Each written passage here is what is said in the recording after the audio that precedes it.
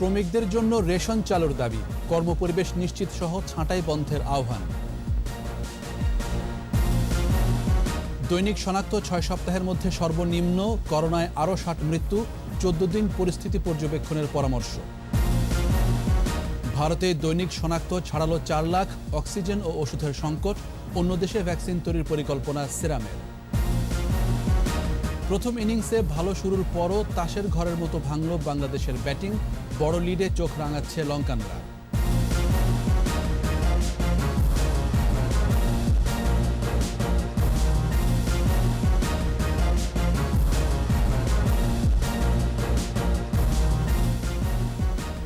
শুনছিলেন first security ইসলামী bank limited সংবাদ শিরোনাম। আমন্ত্রণ সন্ধ্যা 7টার 21 সংবাদে, সাথে আছি আমি জাবের হোসেন। দর্শক, 21 টেলিভিশনের সংবাদ একই সাথে সরাসরি দেখতে পাবেন আমাদের ফেসবুক পেজ www.facebook.com/2124 অনলাইনে। Mega spider ceiling fan, mega বাতাসে শান্তির পরশ। এছাড়া সংবাদে আরও থাকছে, ঈদের আমেজ নেই দর্জি পাড়ায়, অনেকেই ঋণগ্রস্ত, বেতন দিতে না পারায় কর্মচারী ছাঁটাই।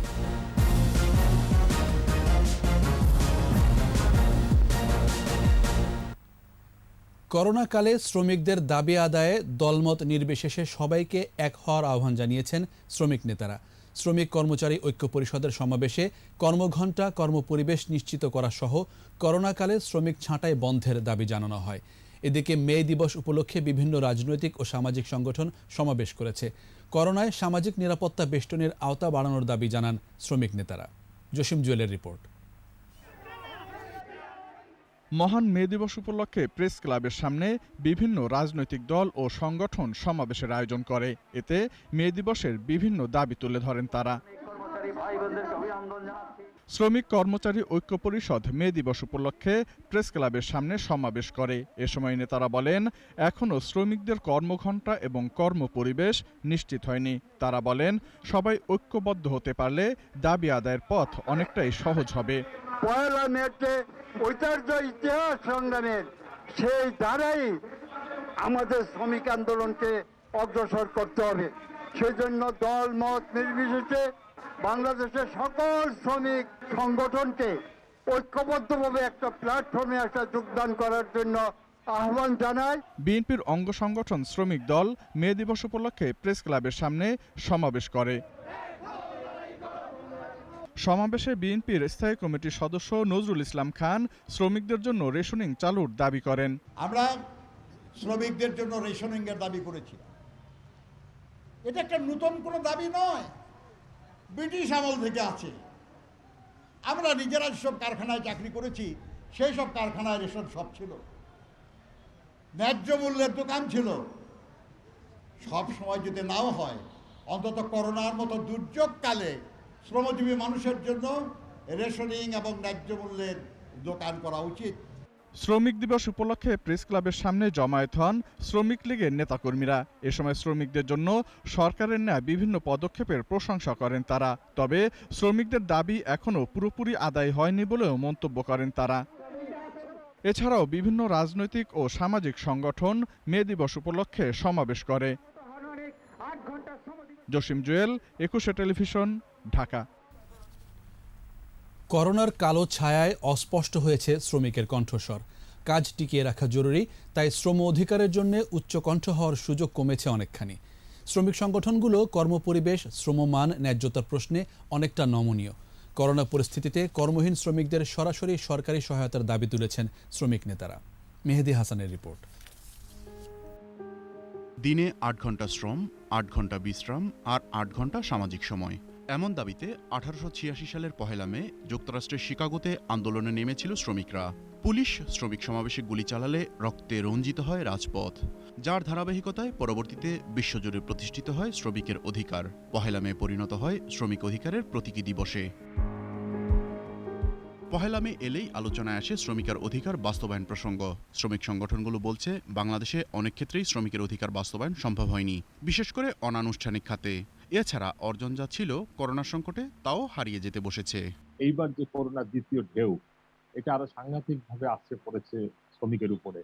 উপরন্তু 1 বছর শ্রমিকের চাকরি নাই, বেতন নাই, মজুরি কমে গেছে। ট্রেড ইউনিয়নের কাজটাই হলো চাকরি বাঁচাও। এর ফলে আমাদের ইউনিয়নের বা ট্রেড ইউনিয়নের রাইটস বা আমাদের বেতন ভাতা ইনক্রিমেন্ট চাওয়ার সুযোগ অনেক কমে গেছে। বিলসের তথ্য বলছে গত 1 বছরেরও বেশি সময় ধরে চলা করোনা পরিস্থিতিতে কর্ম হারিয়েছেন 10 লাখেরও বেশি শ্রমিক। আর সরকারের দেয়া প্রণোদনাও তাদের কাছে ঠিকভাবে পৌঁছানো যায়নি। অনুদান বা প্রণোদনা যেটা, এটা শ্রমজীবী মানুষকেও দেওয়া হোক যারা আনএমপ্লয়েড হয়ে গেছে, যাদের চাকরি চলে গেছে। 23টি ক্রাইসিস ম্যানেজমেন্ট টিম সারা বাংলাদেশে গঠন আছে। সেই ক্রাইসিস ম্যানেজমেন্ট টিমকে কার্যকর করা এবং বাংলাদেশে 8500 রেজিস্টার্ড ইউনিয়ন আছে। এই 8000 রেজিস্টার্ড ইউনিয়নে আমরা যদি এভারেজে আমরা 200 করে শ্রমিক ধরি প্রতিটা ইউনিয়নে, সে হিসাব করে তাহলে আপনি যদি অন্তত শুরুটা করতে পারেন। করোনা সংক্রমণ বাড়তে থাকায় এবছরও মে দিবসে কোনো আনুষ্ঠানিকতা থাকছে না জানিয়েছে শ্রমিক সংগঠনগুলো। মেহেদী হাসান, 21 টেলিভিশন, ঢাকা। করোনায় কমেছে শনাক্ত। একদিনে 1452 জন আক্রান্ত হয়েছেন। 6 সপ্তাহের মধ্যে শনাক্তের এই সংখ্যাটি সর্বনিম্ন। আর গত 24 ঘন্টায় মারা গেছেন 60 জন। এ নিয়ে এ পর্যন্ত মৃতের সংখ্যা 11,500 ছাড়ালো। অবস্থার উন্নতি হলেও আরও 14 দিন পর্যবেক্ষণ করার কথা জানিয়েছেন বিশেষজ্ঞরা। বিস্তারিত সাইদুল ইসলামের রিপোর্টে। কমছে করোনা সংক্রমণ, দিনে দিনে মৃত্যু কমছে। স্বাস্থ্য অধিদপ্তরের তথ্য বলছে গত 24 ঘন্টায় 60 জনের মৃত্যু হয়েছে। এ নিয়ে মোট মৃত্যু 11,510 জনের। 24 ঘন্টায় নমুনা পরীক্ষা হয়েছে 15,117 জনের। নতুন করে শনাক্ত রোগী 1,452 জন। পরীক্ষা বিবেচনায় শনাক্তের হার 9.61%। গত বছরের মার্চ থেকে এ পর্যন্ত 7,60,584 জনের করোনা শনাক্ত হয়েছে। সুস্থ হয়েছেন 6,84,617 জন। 24 ঘন্টায় মৃতদের মধ্যে পুরুষ 37 জন আর নারী 23 জন। 60 ব্যক্তির সংখ্যা 37 জন। 11 থেকে 20 বছর বয়সীদের মধ্যে মারা গেছেন 1 জন আর 21 থেকে 30 বছর বয়সীদের মধ্যে মারা গেছেন 3 জন। করোনায় মৃত্যু ও শনাক্ত কমলেও 14 দিন পর বাস্তব অবস্থা নির্ণয় করা সম্ভব বলে জানান এই স্বাস্থ্য বিশেষজ্ঞ। ইদানিং একটা নিম্নগামী প্রবণতা দেখা যাচ্ছে, শনাক্তের হারও নিম্নগামী হচ্ছে এবং মৃত্যুটা কিছুটা স্থিতিশীল আছে। ধীরে ধীরে নামার একটা প্রবণতা আমরা দেখছি, কিন্তু আমাদেরকে অসতর্ক হওয়া যাবে না। এখন সংক্রমণ কমে যাওয়া মানে আমরা অসতর্ক হব না। জরুরি কাজগুলো অবশ্যই স্বাস্থ্যবিধি মেনে করব। আত্মতুষ্টিতে ভোগার কোনো সুযোগ নেই। সবাইকে সুরক্ষা বিধি কঠোরভাবে মেনে চলার আহ্বান বিশেষজ্ঞদের। ভিড় হয় এমন কোনো কাজ থেকে আমরা এড়িয়ে থাকব। সাইদুল ইসলাম, 21 টেলিভিশন, ঢাকা। লকডাউনের মধ্যেই সরব ঈদ মার্কেট। তবে অধিকাংশ মার্কেট মলে স্বাস্থ্যবিধির তোয়াক্কা করছে না কেউ। দোকান মালিক সমিতির নেতারা বলছেন, কোনো বিক্রেতা স্বাস্থ্যবিধি না মানলে তার বিরুদ্ধে কঠোর ব্যবস্থা নেওয়া হবে। এদিকে রাজধানীতে শিথিল লকডাউন চলছে, এমনকি মার্কেট ও শপিং মল এলাকায় কিছু যানজটও আছে। বিস্তারিত আহমদ বাবুর রিপোর্টে। কেনাকাটার জন্য রাজধানীবাসীর অন্যতম পছন্দের স্থান নিউ মার্কেট এবং এর আশপাশের মার্কেটগুলো।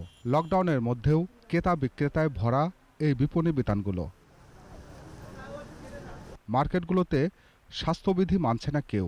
অধিকাংশ দোকানে বিক্রেতারাও মাস্ক পরছেন না, আর ক্রেতারাও এ বিষয়ে উদাসীন। স্বাস্থ্যবিধি না মানার পক্ষে যুক্তিরও কমতি নেই তাদের। মাস্ক ছিল তখন মুখে, মাস্কটা খুলে রাখিনি, মাস্কটা একটু নিচে নামিয়ে ওনাকে বলছি কথাটা। এই মাস্ক পরার কারণে আমাদের এখানে ঘাম বেশি উঠে গেছে। বিক্রেতারা বলছেন, ঈদের কয়েকদিন বাকি থাকলেও মার্কেটগুলোতে বেচাকেনা কম। শুক্রবার দিন আমাদের সেল হওয়ার কথা ছিল মিনিমাম 3 থেকে 4 লাখ টাকা, আমাদের 50,000 টাকাও সেল হয়নি। আসলে তো মার্কেটে এইভাবে আসা ঠিক না আমাদের, তারপর আসতে হয়। বাচ্চাদের জন্য একটু টুকিটাকি কিনতে আসছি, আমার জন্য আর আমার ভাইয়ের জন্য। দোকান মালিক সমিতির পাশাপাশি সরকারি ব্যবস্থাপনায় স্বাস্থ্যবিধি নিশ্চিত করার উদ্যোগ নেওয়ার কথা জানালেন নেতারা। নিয়ন্ত্রণের জন্য সরকারিভাবে একটা মনিটরিং সেল প্রতিটা মার্কেটের জন্য, প্রতিটা এলাকার জন্য তৈরি করে দিলে এটা আরো সহজ হবে। রাজধানীর শপিং মলগুলোতেও মানুষের ভিড়। মলগুলোতেও স্বাস্থ্যবিধি উপেক্ষিত। ক্রেতারা বললেন, সামনে ঈদ, এই জন্যই মার্কেটে আসা। স্বাস্থ্যবিধি ভাবে আমরা মানছি, এটা লক্ষ্য করা হচ্ছে না। হুমড়ি খেয়ে দেখলাম যে মার্কেটে ঢুকতে হচ্ছে আমাদের। বাচ্চাদের মন রক্ষার্থে আসতে হয়, ফ্রকটা দেখতেছি পছন্দ হলে নিব। মলগুলোতে কেনাবেচা কম বলে জানান বিক্রেতারা। বিকাল পর্যন্ত কাস্টমার থাকে, সন্ধ্যার পরে আর ইফতারের পরে কোনো কাস্টমারই থাকে না মার্কেটে। এদিকে রাজধানীতে ঢিলেঢালাভাবে চলছে লকডাউন। যারা অপ্রয়োজনে বের হচ্ছে, ঘুরতে ফিরতে মনে হচ্ছে প্রমাণ দেখাতে পারছে না, মুভমেন্ট পাস দেখাতে পারছে না, আমরা তাদের ক্ষেত্রে আইনানুগ ব্যবস্থা নিচ্ছি। মার্কেট খোলার কারণে বিভিন্ন স্থানে ছিল গাড়ির জট। আহমদ বাবু, 21 টেলিভিশন, ঢাকা। চোখ ফেরাবো ভারতে করোনা পরিস্থিতির দিকে। ভারতের করোনা সংক্রমণ প্রতিদিনই ভয়াবহ হয়ে উঠছে। একদিনে শনাক্তের সংখ্যা গিয়ে ঠেকেছে 4 লাখেরও বেশি। 24 ঘন্টায় মারা গেছে 3522 জন। এই অবস্থার মধ্যে শুরু হলো 18 থেকে 44 বছর বয়সীদের মাঝে টিকাদান কর্মসূচি। সংকট আছে অক্সিজেন এবং ওষুধের। দিল্লির একটি হাসপাতালে অক্সিজেনের অভাবে কয়েক ঘন্টার মধ্যে ডাক্তারসহ 8 জনের মৃত্যু হয়েছে। এদিকে কোভিশিল্ডের উৎপাদন বাড়াতে ভারতের বাইরে ভ্যাকসিন তৈরির পরিকল্পনা করছে সেরাম ইনস্টিটিউট। আরও জানাচ্ছেন আজহারুল ইসলাম। চারদিকে শোকের কালো ছায়া, শ্মশানগুলোতে নিভছে না চিতার আগুন। করোনায় দিল্লির স্বাস্থ্য ব্যবস্থার খোলনলচে বেরিয়ে এসেছে। অনেক হাসপাতালে অক্সিজেন নেই গত কয়েকদিন ধরেই। বিষয়টি দিল্লির সুপ্রিম কোর্টে উঠলেও সুরাহা হয়নি। অক্সিজেনের অভাবে একটি হাসপাতালে কয়েক ঘন্টার ব্যবধানে ডাক্তারসহ 8 জনের মৃত্যু হয়েছে। সবচেয়ে খারাপ অবস্থায় থাকা মহারাষ্ট্রে ওষুধের জন্য হাহাকার। কালোবাজারে বিক্রি হচ্ছে অক্সিজেন সিলিন্ডার ও রেমডেসিভির। কালোবাজারিদের কাছে একটি রেমডেসিভির মিলছে 1 লাখ থেকে 80,000 টাকায়। ভ্যাকসিন সংকটে দিল্লিতে টিকাদান কেন্দ্রগুলো বন্ধ। তারপরেও আশায় বুক বেঁধে আছেন দিল্লিবাসী। মুম্বাইয়ের 5টি সেন্টারে 18 থেকে 44 বছর বয়সীদের মাঝে শনিবার প্রায় 2 লাখ ডোজ ভ্যাকসিন প্রদান করা হয়েছে। উড়িষ্যা, পশ্চিমবঙ্গ, উত্তরাখণ্ড, অন্ধ্রপ্রদেশ এবং পাঞ্জাবেও ভ্যাকসিন প্রদান করা হচ্ছে। করোনায় বিধ্বস্ত ভারতকে 1.5 lakh dose Sputnik V vaccine দিচ্ছে রাশিয়া। জুনের মধ্যে রাশিয়া থেকে স্পুটনিক ভির 50 লক্ষ টিকা আসার কথা জানিয়েছে ভারতের স্বাস্থ্য বিভাগ। ভ্যাকসিন সংকট মোকাবেলায় ভারতের বাইরে ভ্যাকসিন উৎপাদনের পরিকল্পনা করছে সেরাম ইনস্টিটিউট। গত রাতে গুজরাটের করোনা হাসপাতালে আগুন লেগে 18 রোগীর মৃত্যু হয়েছে। গুজরাটের বিভিন্ন করোনা হাসপাতালে বারবার কেন আগুন লাগছে তা নিয়ে যথারীতি প্রশ্ন উঠেছে। এদিকে ভারতের করোনা পরিস্থিতিকে করুণ বলে মন্তব্য করেছেন মার্কিন ভাইস প্রেসিডেন্ট কমলা হ্যারিস। চ্যালেঞ্জ মোকাবেলায় তার দেশ ভারতের পাশে আছে জানালেও 4 মে থেকে ভারতের সাথে ভ্রমণ নিষেধাজ্ঞা জারি করেছে যুক্তরাষ্ট্র। আজহারুল ইসলাম, 21 টেলিভিশন। ঈদকে সামনে রেখে সরকার গণপরিবহন চালুর চিন্তা ভাবনা করছে বলে জানিয়েছেন সড়ক পরিবহন ও সেতুমন্ত্রী ওবায়দুল কাদের। সরকারি বাসভবনে নিয়মিত ব্রিফিংয়ে এ তথ্য জানান তিনি। করোনাকালেও সরকার শ্রমিকদের স্বার্থ বিবেচনা করে বর্তমানে শিল্প কারখানা চালু রেখেছে। ঈদকে সামনে রেখে জনস্বার্থে কথা বিবেচনা রেখে সরকার গণপরিবহন চালুর ব্যাপারেও চিন্তা ভাবনা করছে। কাজেই আন্দোলন বিক্ষোভে না গিয়ে আমি বাংলাদেশে পরিবহন শ্রমিক ভাইদের আপাতত ধৈর্য ধরার আহ্বান জানাচ্ছি। বিশেষ শর্ত আরোপ করে 38টি দেশে আন্তর্জাতিক ফ্লাইট চালুর প্রজ্ঞাপন জারি করেছে বেসামরিক বিমান চলাচল কর্তৃপক্ষ। আজ থেকে এই সিদ্ধান্ত কার্যকর হবে। প্রজ্ঞাপনে বলা হয় পরবর্তী নির্দেশ না দেওয়া পর্যন্ত এই সিদ্ধান্ত বহাল থাকবে। এর ফলে আটকে পড়া অভিবাসীরা নিজ নিজ গন্তব্য বা কর্মস্থলে যাওয়ার সুযোগ পাবেন। বেবিচক জানায় বাংলাদেশে আসা যাওয়ার ক্ষেত্রে 10 বছরের নিচে শিশুদের বাদে ভ্রমণকারী সবাইকে RT-PCR পরীক্ষা নেগেটিভ থাকতে হবে।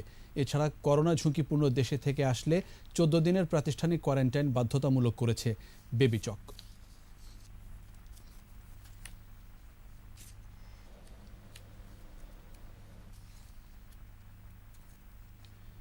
ভারত থেকে ধারণার বেশি বাংলাদেশি ফেরত আসায় বেনাপোলের হোটেলগুলোর পর যশোর ও আশেপাশের জেলার হোটেলগুলো অধিগ্রহণ করা হচ্ছে কোয়ারেন্টিনের জন্য।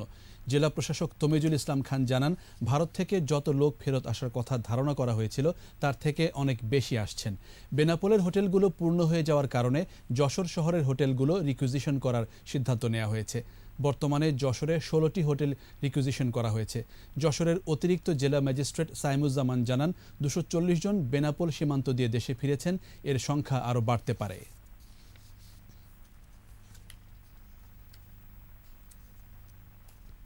প্রায় 2000 দুস্থ পরিবারের মাঝে ত্রাণ ও রান্না করা খাবার বিতরণ করেছে স্বেচ্ছাসেবক লীগ ও যুবলীগ। রাজধানীর মিরপুর, ধানমন্ডি, আজিমপুর, কেন্দ্রীয় শহীদ মিনার এলাকায় এসব ত্রাণ বিতরণ করা হয়। এ সময় সংগঠনের নেতাকর্মীরা উপস্থিত ছিলেন।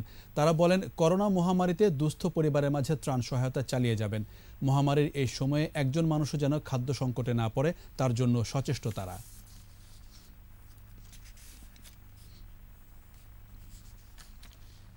যার যার দায়িত্ব সঠিকভাবে পালন করতে হবে, তা না হলে করোনা ভাইরাস মোকাবেলা করা সম্ভব হবে না, বলেছেন ভোলা 3 আসনের সংসদ সদস্য নুরুন নবী চৌধুরী শাওন। ভোলার লালমোহন উপজেলায় হতদরিদ্র ভাসমান প্রায় 650 জনসাধারণের মাঝে প্রধানমন্ত্রীর ত্রাণ ও কল্যাণ তহবিল এবং ব্যক্তিগত অর্থায়নে মানবিক সহায়তা বিতরণ অনুষ্ঠানে তিনি করোনা ভাইরাস থেকে মুক্ত থাকতে প্রত্যেককে প্রধানমন্ত্রীর নির্দেশনা মেনে ঘর থেকে বের না হতে অনুরোধ জানান। এ সময় লালমোহন উপজেলা পরিষদ চেয়ারম্যান অধ্যক্ষ গিয়াসউদ্দিন আহমেদ, উপজেলা নির্বাহী কর্মকর্তা আল নোমান, উপজেলা আওয়ামী লীগ সাধারণ সম্পাদক ফখরুল আলম সহ স্থানীয় আওয়ামী লীগের নেতারা উপস্থিত ছিলেন।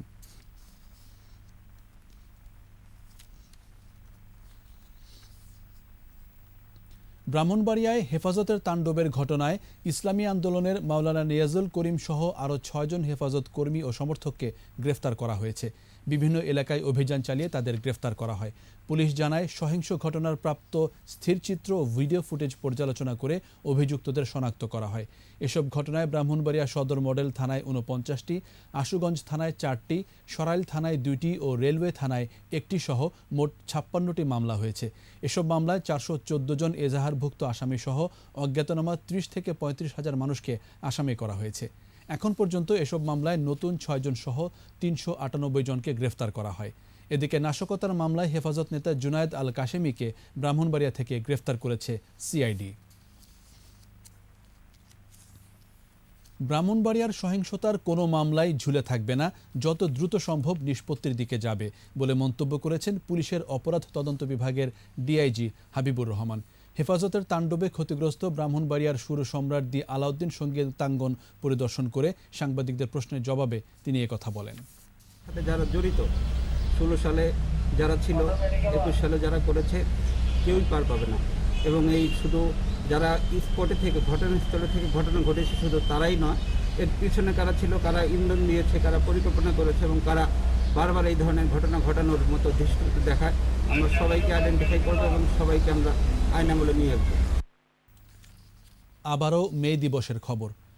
করোনা সংক্রমণের জন্য মে দিবসের বড় কর্মসূচি নেই চট্টগ্রামে। শ্রমিক নেতারা বলছেন, মে দিবসের চেতনা এখনও শ্রমমুক্তির জন্য প্রেরণার উৎস। প্রচলিত শ্রম আইন শ্রমিক বান্ধব নয় বলে উল্লেখ করে শ্রমিক নেতারা টেকসই উন্নয়নের লক্ষ্যে আইনের সংশোধন দাবি করেন। শ্রমিকদের জীবনমান উন্নয়নে রাষ্ট্রের উদ্যোগ দাবি করেন শ্রমিক নেতারা। ইফরাজ নূরের ক্যামেরায় রিপোর্ট করছেন শিউলি শবনম। করোনা মহামারী ঠেকাতে দেশব্যাপী দেয়া লকডাউনে সবচেয়ে কঠিন জীবন কাটাচ্ছে শ্রমিকরা। এমন পরিস্থিতিতে মহান মে দিবসের চেতনা আরও বেশি প্রাসঙ্গিক। ইনকামটা একটু কম হয়েছে, তারপরে ভাড়াটা পাইতেছে না, প্যাসেঞ্জার কম। এক সপ্তাহ যখন লকডাউনে বন্ধ রাখা হয়, 2 কেজি চাল, 1 কেজি আলু দিয়ে একটা মানুষ এক সপ্তাহ যায়। শ্রমিক নেতারা বলছেন, দেশের প্রচলিত শ্রম আইন শ্রমিকের স্বার্থে ব্যবহৃত হয় না। শ্রমিকের ন্যায্য মজুরি সহ মৌলিক অধিকার নিশ্চিত করার দাবি জানান তারা। এছাড়া চলমান লকডাউনে কর্মহীন শ্রমিকদের খাদ্য নিরাপত্তা নিশ্চিত করারও তাগিদ তাদের। শ্রমিকদের স্বার্থ কিন্তু এখনো পর্যন্ত অর্জিত হয়নি। একদিকে যেমন মজুরির অধিকার আদায় হয়নি এখনো পর্যন্ত, অন্যদিকে আমাদের যে শ্রম আইন যেটা আছে, সেই শ্রম আইনেও মালিকদের শ্রমিকদের ন্যূনতম যে স্বার্থ, সেই স্বার্থ যতটুকু আছে সেটাও কিন্তু এই শ্রম আইনে কিন্তু বাস্তবায়িত হচ্ছে না। মহান মে দিবসে অর্জিত হয়েছিল 8 ঘন্টার কর্মদিবস। এখনও অতিরিক্ত কর্মঘণ্টায় খাটতে বাধ্য হচ্ছে কর্মজীবী মানুষ। আজকে 10 ঘন্টা, 12 ঘন্টা, 15 ঘন্টা পর্যন্ত মানুষ শ্রমিকদের খাটানো হচ্ছে। দেশের উন্নয়ন অগ্রগতির পাশাপাশি শ্রমিকদের জীবনমান উন্নয়নে রাষ্ট্রের যথাযথ উদ্যোগ দাবি করেন শ্রমিক নেতারা। টেকসই উন্নয়নের লক্ষ্যে শ্রম আইন সংশোধন ও শ্রমবান্ধব আইন প্রণয়নের দাবি তাদের। উন্নয়ন টেকসইয়ের ৮ নম্বর ধারায় পরিষ্কার করে লেখা আছে, একটি উন্নয়ন টেকসই হতে হলে শ্রমিকদের বৈষম্য কমাতে হবে, শ্রমিকের শোভন কাজের অধিকার দিতে হবে। করোনা মহামারীর কারণে মহান মে দিবস উপলক্ষে এবার চট্টগ্রামে উল্লেখযোগ্য কর্মসূচি পালন করেনি ট্রেড ইউনিয়নগুলো। সকালে নগরীর নিউ মার্কেট এলাকায় দোস্ত বিল্ডিংয়ের সামনে 4টি শ্রমিক সংগঠনের উদ্যোগে সীমিত আকারে অনুষ্ঠিত হয় মানববন্ধন ও আলোচনা সভা। শিউলি শবনম, 21 টেলিভিশন, চট্টগ্রাম। এদিকে নানা আয়োজনে দেশের বিভিন্ন স্থানে মহান মে দিবস পালিত হয়েছে। কর্মক্ষেত্রে নিশ্চয়তা ও নিরাপত্তা, কাজের সুষ্ঠু পরিবেশ, ন্যায্য মজুরি, দুর্ঘটনায় ক্ষতিপূরণ সহ শ্রম আইন বাস্তবায়নের দাবিতে মানববন্ধন কর্মসূচি পালন করেছে ময়মনসিংহ ট্রেড ইউনিয়ন সংঘ। বরিশালে শ্রমিক সংগঠনগুলো র্যালি সহ আলোচনা সভার আয়োজন করে। গাইবান্ধায় সামাজিক দূরত্ব বজায় রেখে বিভিন্ন শ্রমিক সংগঠনের নেতাকর্মীরা জাতীয় ও সাংগঠনিক পতাকা উত্তোলন, র্যালি, আলোচনা সভা সহ বিভিন্ন কর্মসূচির মধ্য দিয়ে দিনটি উদযাপন করে। পটুয়াখালীতে প্রতীকী র্যালি করেছে জেলা শ্রমিক লীগ। ঝিনাইদহে পরিবহন শ্রমিক সহ 500 শ্রমজীবী মানুষের মাঝে খাদ্য সামগ্রী বিতরণ করা হয়েছে। দিনাজপুরে হয়েছে ভার্চুয়াল আলোচনা সভা। বাগেরহাটে কর্মহীন শ্রমিকদের মাঝে জেলা প্রশাসনের পক্ষ থেকে খাদ্য সামগ্রী বিতরণ করা হয়েছে। বাম গণতান্ত্রিক জোট মাগুরা জেলা শাখা করেছে মানববন্ধন ও পদযাত্রা।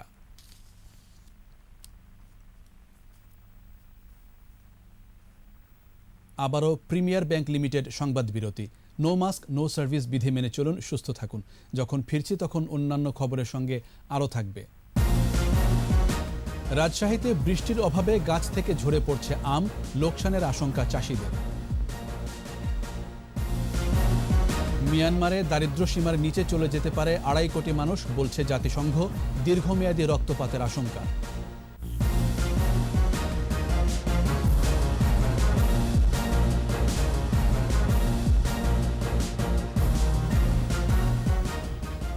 দেখছেন সন্ধ্যা 7টার 21 সংবাদ।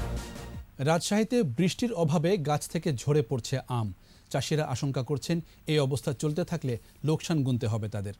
হাসান আল মুবিনের ক্যামেরায় রাজশাহী বিভাগীয় প্রতিনিধি বদরুল হাসান লিটনের রিপোর্ট, জানাচ্ছেন রত্না জামান। রাজশাহীর কাটাখালীর শমশাদীপুর গ্রামের আম চাষি রাকিব 18 বছর ধরে বাগান ইজারা নিয়ে আমের ব্যবসা করছেন।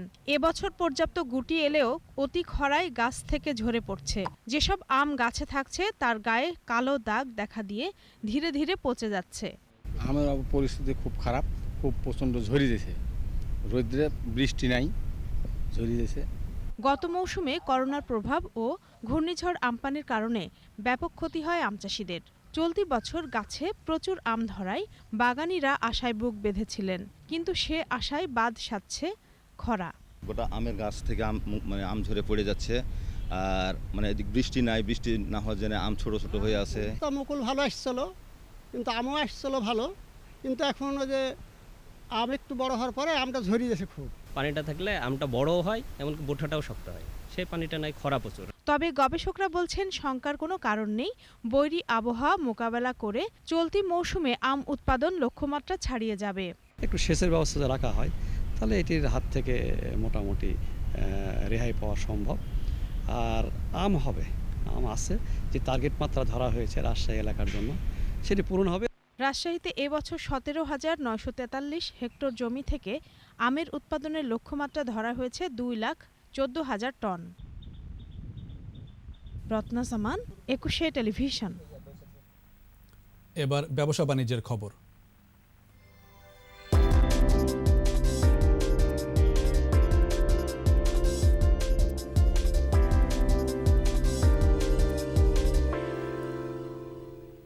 ঈদ এলেও এবারও খুশির আমেজ নেই রাজধানীর দর্জিপাড়ায়। কাজের অর্ডার নেই রাত জেগে কাজ শেষ করার তাড়া। করোনায় গত 1 বছরে দোকান আর ঘর ভাড়া দিতে গিয়ে অনেকে ঋণে জড়িয়েছেন। বেতন দিতে না পারায় কর্মচারী ছাঁটাই করে একা হাতেই ব্যবসা ধরে রাখার চেষ্টা করছেন কেউ। তাদের আশা একদিন ভালো সময় আসবে।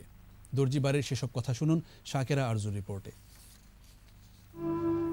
সুই সুতার কাজ আর চিরচেনা মেশিনের শব্দ নেই দর্জির দোকানে। রমজান মাসের শেষ সপ্তাহেও ব্যস্ততা নেই। ঈদে বাহারি পোশাক বানানোর তাড়া আসে না আর ক্রেতার কাছ থেকে। বিষণ্ণতার ছায়া কারিগরের চোখে মুখে।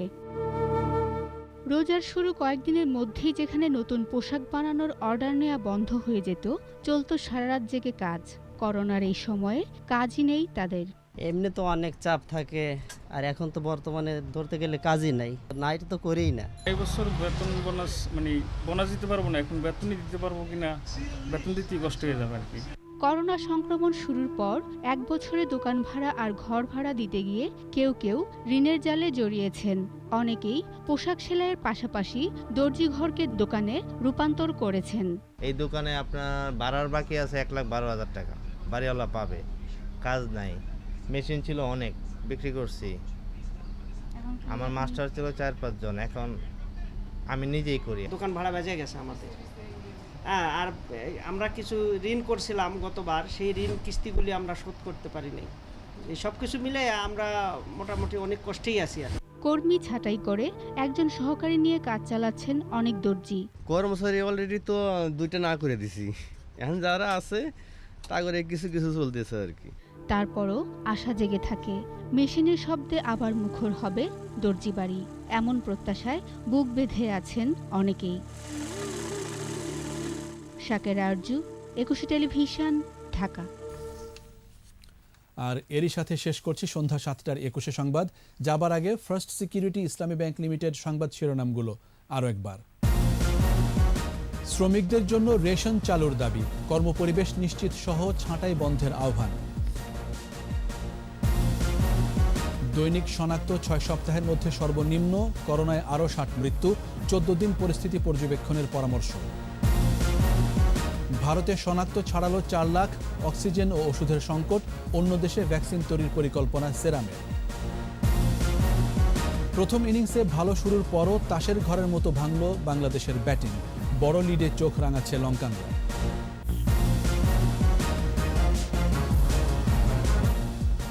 21 টেলিভিশনের সর্বশেষ খবর জানতে ডায়াল করুন 2021 নম্বরে, আর ভিজিট করুন 21-tv.com এই ওয়েবসাইট।